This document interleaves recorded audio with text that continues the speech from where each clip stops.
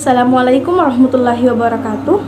Perkenalkan, nama saya Husnul Khotimah dengan NIM 702001-22047. Di video kali ini saya akan membahas tentang zat gizi makro, di mana zat gizi makro adalah zat gizi yang diperlukan tubuh dengan jumlah besar, yaitu dalam satuan gram per orang setiap hari.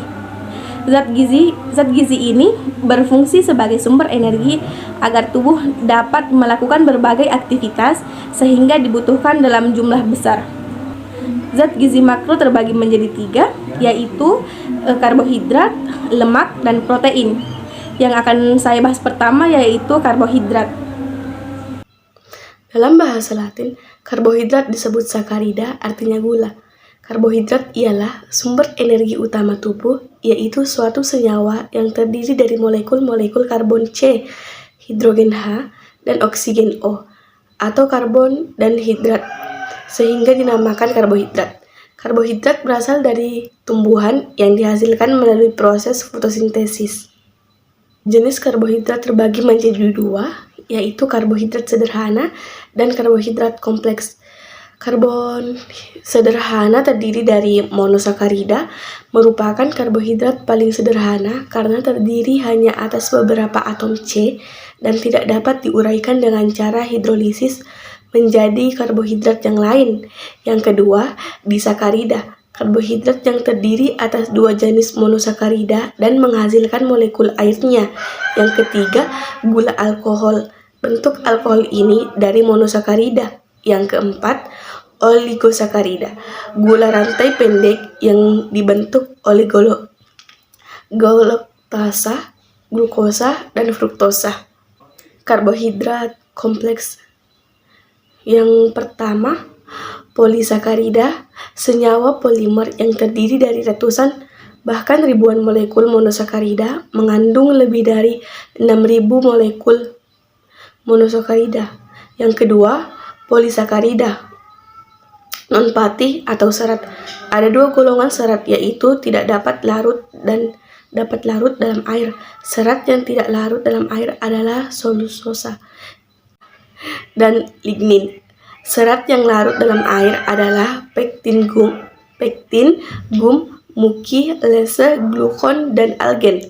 Yang ketiga, sumber karbohidrat. Sumber karbohidrat adalah padi-padian atau sereal, umbi-umbian, kacang-kacangan, gula. Sumber karbohidrat yang dapat dimakan sebagai makanan pokok di Indonesia adalah beras, jagung, ubi, dan singkong. Fungsi karbohidrat. Fungsi karbohidrat dalam tubuh. Yang pertama, sumber energi. Yang kedua, melindungi protein agar tidak dibakar sebagai penghasil energi. Yang ketiga, pengatur metabolisme lemak. Yang keempat, membantu pengeluaran fases.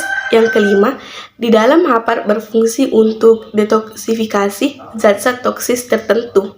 Fungsi karbohidrat di dalam hidangan. 1. Pemberi rasa manis pada makanan. Yang kedua, memudahkan pemberian bentuk pada makanan. Kebutuhan karbohidrat pada umumnya, asupan karbohidrat yang disarankan adalah sekitar 45% dari total kalori. Jika kebutuhan kalori kita sebesar 1.800 kalori, maka karbohidrat yang dibutuhkan adalah 800 sampai 900 kalori atau sekitar 200 sampai 255 kalori. Akibat kelebihan dan kekurangan karbohidrat. Akibat kekurangan. 1. Kekurangan energi. Protein penyakit ini pada dasarnya terjadi karena kekurangan energi dan protein disertai dengan susunan hidangan yang tidak seimbang. Yang kedua, hiperglikemia. Penyebabnya penggunaan suntikan insulin yang berlebihan. Gagal ginjal, kekurangan hormon atau enzim, kekurangan pasukan gula dalam tubuh, efek dari obat-obatan yang diberikan penderita diabetes. Selanjutnya, ciri-ciri penderita. 1. Tubuh berkeringat dingin, tubuh lemas, denyut nadi begitu cepat, mengalami kecemasan, merasa selalu lapar. Gejala umum yaitu gemetar, kulit basah, dekat jantung lebih cepat, mengalami kecemasan, sering berkeringat, kelaparan, cepat marah. Gejala serius, sulit dalam berpikir, sakit kepala, kejang, koma. Pada akhirnya, setelah penderita mengalami koma atau kehilangan kesadaran yang signifikan, kematian dapat terjadi. Pengobatannya, pada pasien dalam keadaan sadar, berikanlah asupan glukosa seperti teh, jus, atau makanan manis. Pada pasien dalam keadaan pingsan atau koma, berikan asupan glukosa secara intravena. 2. Divertikulasis adalah kelainan pada usus besar, di mana usus besar terjadi luka atau lubang-lubang kecil yang disebabkan oleh hilangnya mukosa yang melindunginya.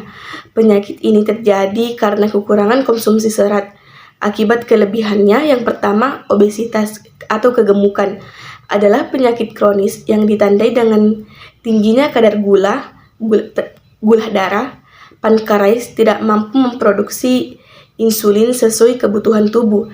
Tanpa insulin, sel-sel tubuh tidak dapat menyerap dan mengelola glukosa energi. Ciri-cirinya, 1. Sering merasa haus, seperti selalu buang air kecil, terutama pada malam hari. Sering merasa sangat lapar, turunnya berat badan tanpa sebab yang jelas, berkurangnya massa otot, terdapat pada dalam urin, lemas. Sering mengalami infeksi pada gusi, kulit vena, atau saluran kemih. Intoleransia, masalah yang terjadi pada pencernaan yang terjadi ketika tubuh tidak dapat menerima laktosa, yaitu masalah 1. Bentuk gula yang terdapat pada susu dan produk olahannya. Makanan sumber laktosa, yang 1.